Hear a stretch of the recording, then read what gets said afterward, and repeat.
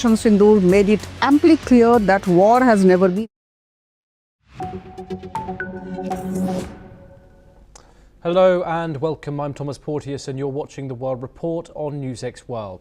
Let's take a look at some of the top stories this hour.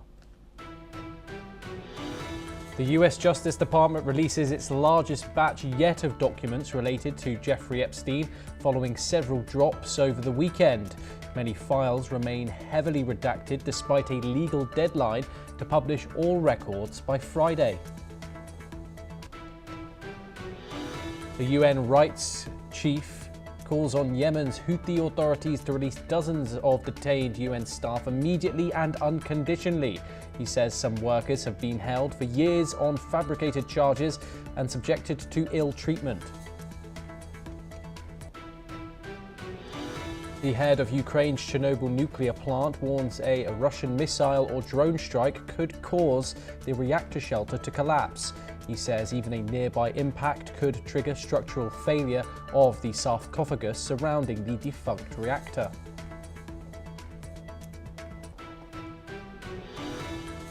Swedish activist Greta Thunberg is arrested by London police at a demonstration supporting pro-Palestinian hunger strikers, campaigners have said. Palestinian groups say the arrest is made under the Terrorism Act during a protest linked to prisoners accused of supporting a banned group.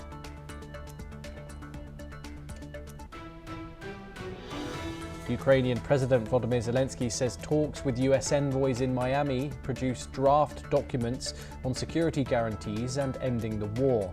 He says the papers also cover Ukraine's recovery and a basic framework for a peace settlement.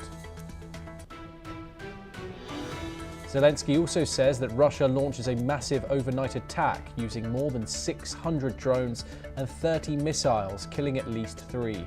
Ukraine reports emergency power outages as Poland scrambles jets in response to the strikes.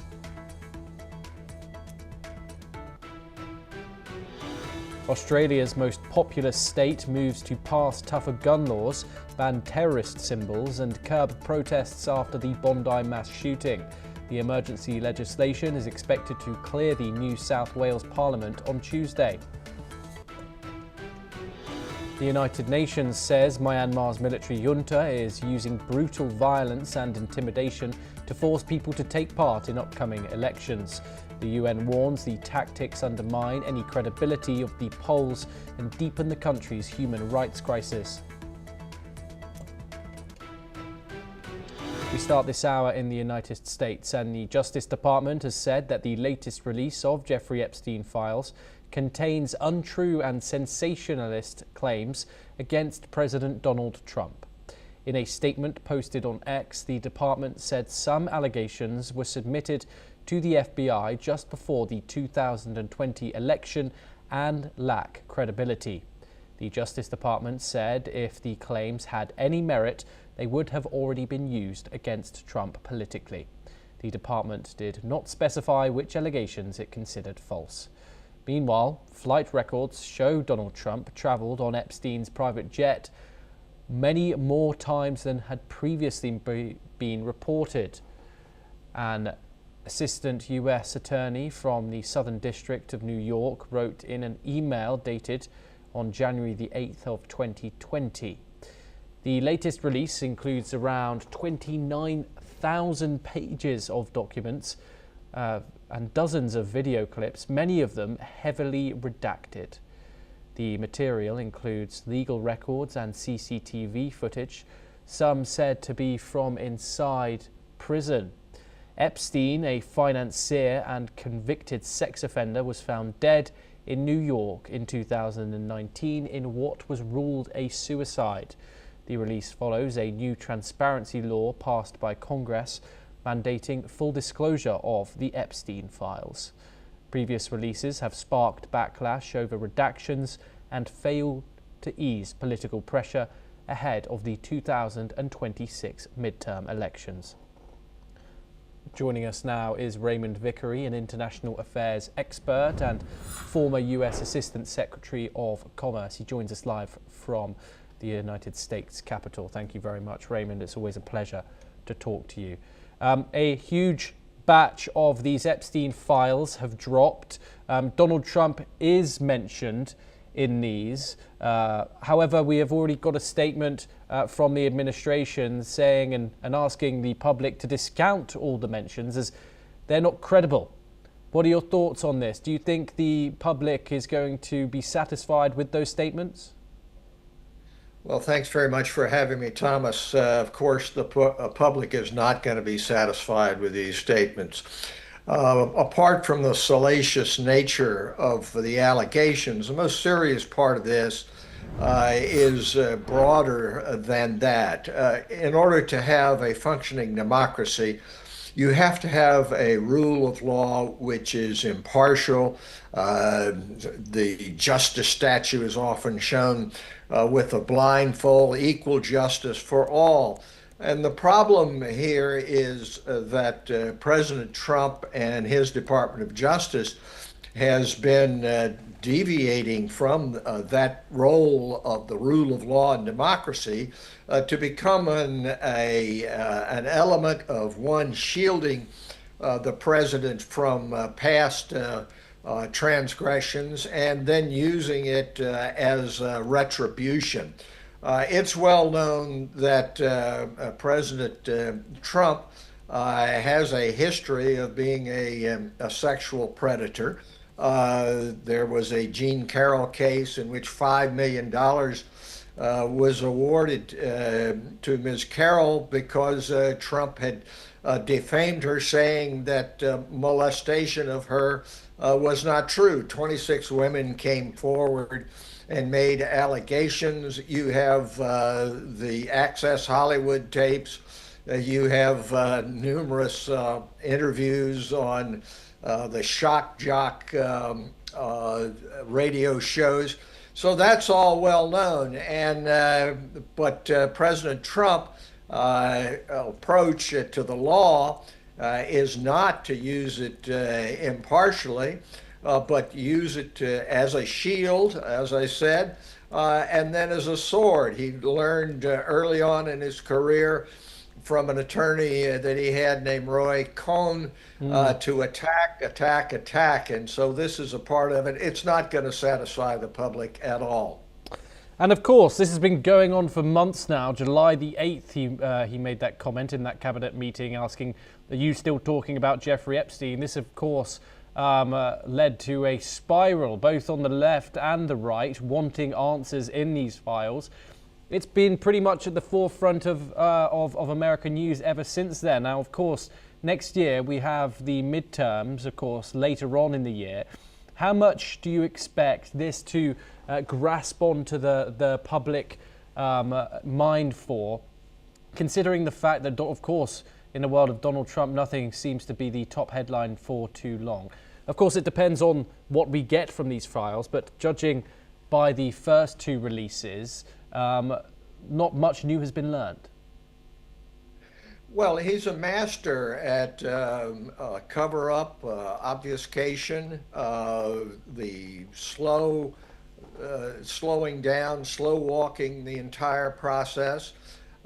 There is a steady drip, drip, drip here, which has some impact. Of course, if you're talking about the 26 midterms, the economy is going to be the basic issue. And in that regard, what happens with inflation. But overall, this does have a problem. People have difficulty in understanding some issues, but one of this sort of cover-up, these sorts of allegations, are understandable to the average voter. So I think it'll have some impact. It will not be dispositive of those elections and other issues such as that which affects the average man and woman in their pocketbook are going to be foremost. But make no mistake about it, this has damaged Teflon Don, as he has been called, everything sliding off.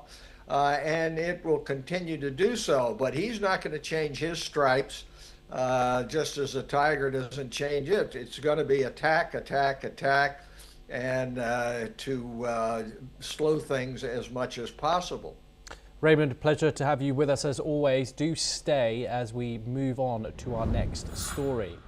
Now, Venezuela has strongly condemned the United States for imposing what it calls a complete maritime blockade on tankers transporting Venezuelan energy. President Nicolas Maduro has sent a formal letter to the United Nations and regional leaders, warning that US actions threaten regional stability and global energy security.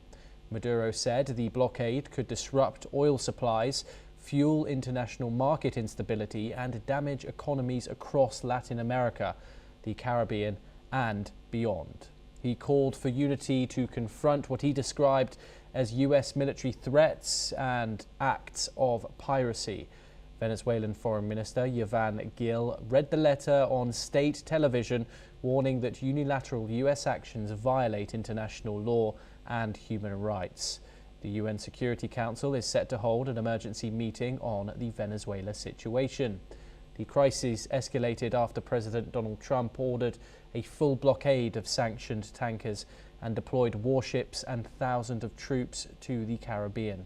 Venezuela has accused Washington of seeking regime change and called the tanker interception piracy.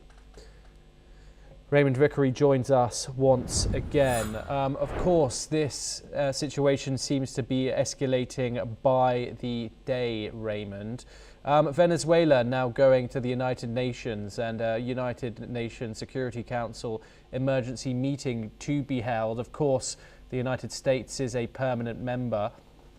Do you expect anything to come out of that letter that Maduro has penned to the UN? Well, thanks for allowing me to comment on this, Thomas. The basic problem here is similar to that which we just discussed domestically, and that is that President Trump and his administration have no respect for rule of law.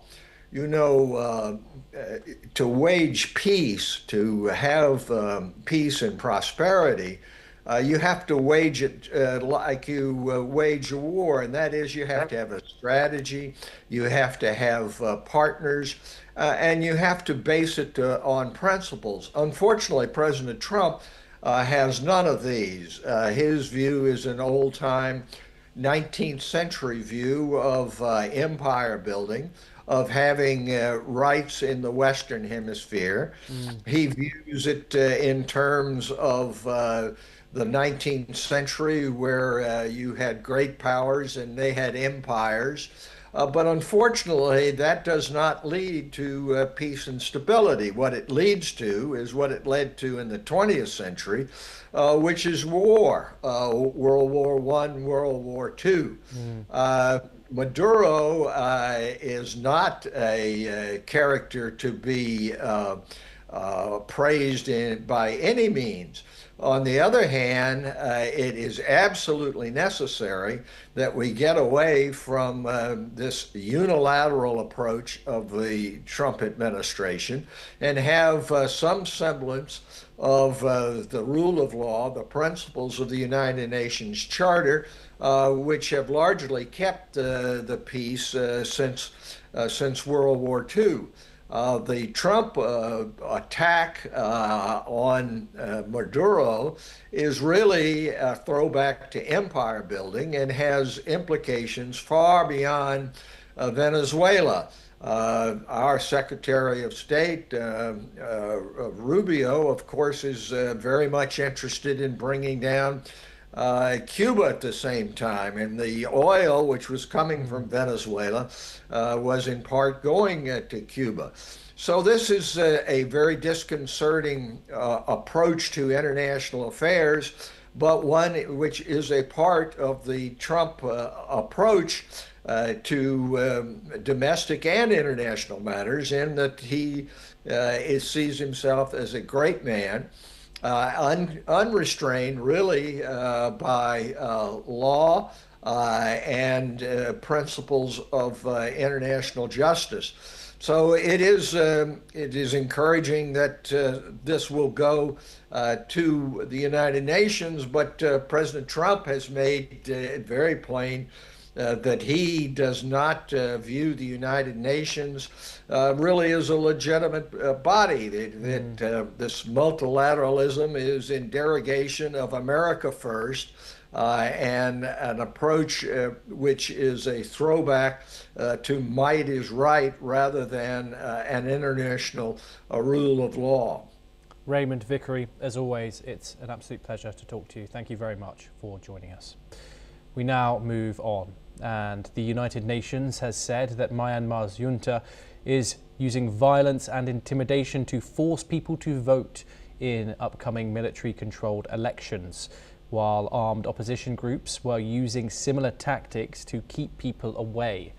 The United Nations rights chief Volker Turk has said that the military authorities in Myanmar must stop using brutal violence to compel people to vote and stop arresting people for expressing any dissenting views. International monitors have dismissed the phased month-long vote as a rebranding of martial rule. Last month, Turk said that holding elections in Myanmar under the current circumstances was unfathomable. He warned that civilians were being threatened by both the military authorities and armed opposition groups over their participation in the polls.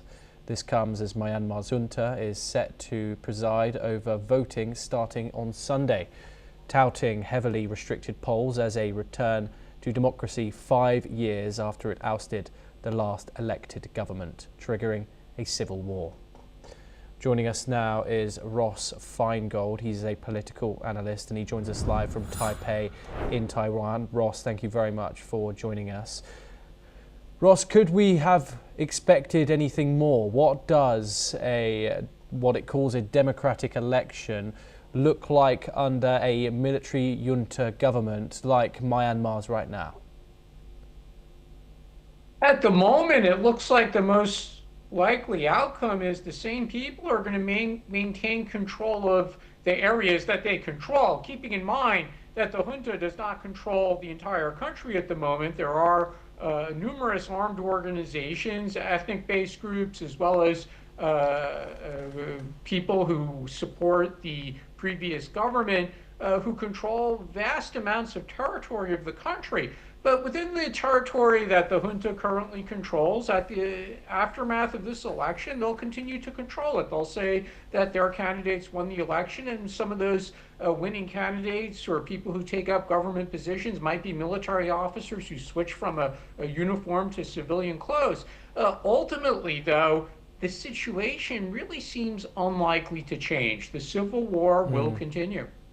And the military, of course, says this is a return to democracy. Is that claim aimed at Myanmar's people or at foreign capitals that it wants recognition from? It's probably aimed at both, but they're definitely going to struggle with the foreign partners. Now, keep in mind, there are a number of foreign partners in Myanmar that simply don't care about the domestic politics, and they'll do business with who's ever in control of the capital. And countries like China and Russia come to mind. There's some others as well, and unfortunately there's some other countries that continue to do business or even sell weapons or buy minerals from areas controlled by the junta. But that situation is unlikely to change. The vast majority of countries are going to continue to isolate the new government because the election will not be viewed as a free and fair election. But there will be some partners of the current military junta that continue to do business with whatever government is formed after the election. Do you think we could maybe, if this election, once this election does go ahead, the winner, do you see them being reintroduced into blocs like ASEAN and others that Myanmar were previously in before the military takeover in 2021? Yeah, that's a really interesting question because the reality is there's lots of precedent around the world, not just in Myanmar or Southeast Asia, where leaders who've taken power by, frankly, questionable means over time begin to slowly integrate into the international community. And just to give one recent example, in Syria, Assad before he fell to a successful and very rapid military offensive by rebels, he had actually started to reintegrate into the international community. A number of countries had said, oh, he's still in control. This civil war has been going on for over 10 years, but we need to deal with the government that still controls a large portion of the country, including the capital. So he had actually had some success in being reintegrated into the international community. So it's certainly possible that the government, which again will basically still be the same people as the current junta, it's possible they will have some success in that regard. But the Western European countries and even the United States, Japan, Australia, they're going to continue to treat this government, frankly, as a pariah. And Ross, of course, this comes 5 years after the coup. Do you think Myanmar is any closer to democracy than it was on day one of military rule? No, not at all. And to take your question one step further, it's not only an issue of whether Myanmar is closer to democracy.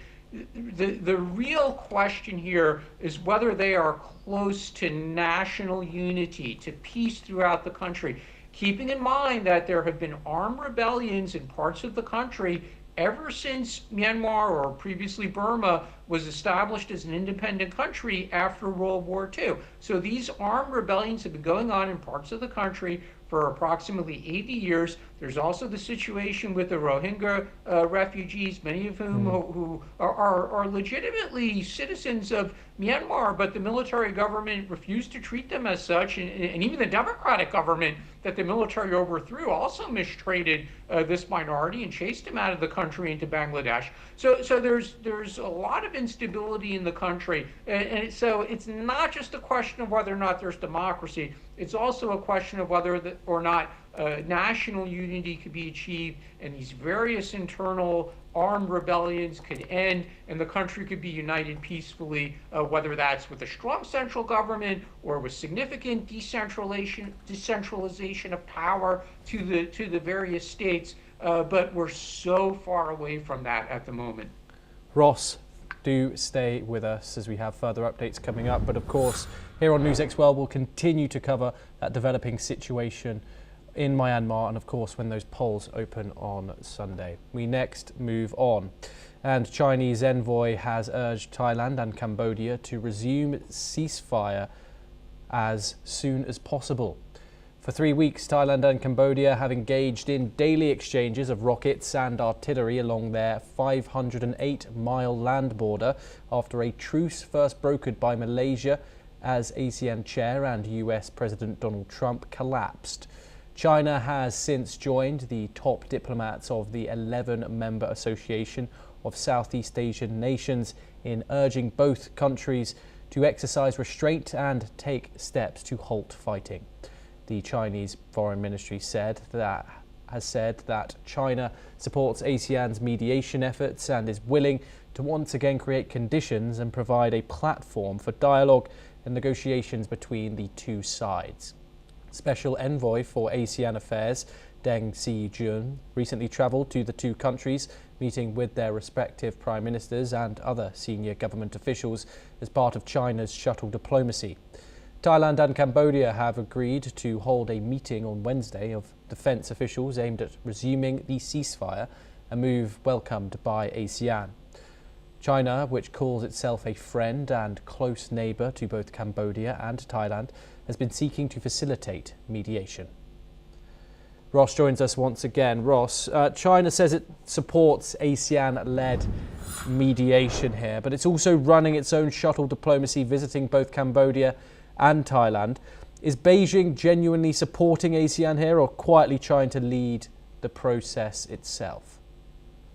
We've discussed this a number of times here on NewsX. My own view is that China really doesn't not have an incentive for this war to continue. So like ASEAN or the United States, I do think that China wants this to end as soon as possible. China has excellent relations with Cambodia for decades, and more recently it's developed a strong relationship with Thailand as well, despite several changes in who is governing Thailand over the last few years. They've had repeated changes of government, but China has also maintained a strong relationship with Thailand. So I think China's goal here is a return to peace, return to normal commerce, because China frankly makes money and Chinese companies makes money in both these countries.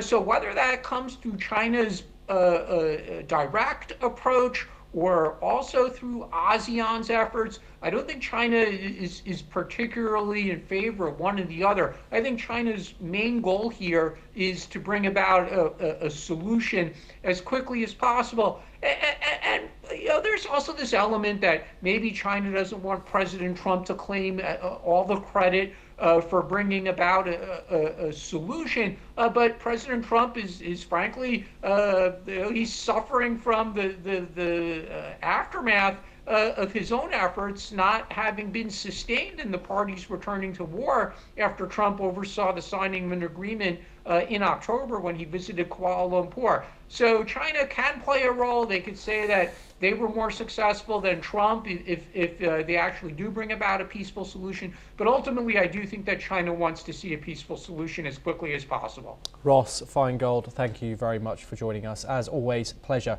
to have you on the programme.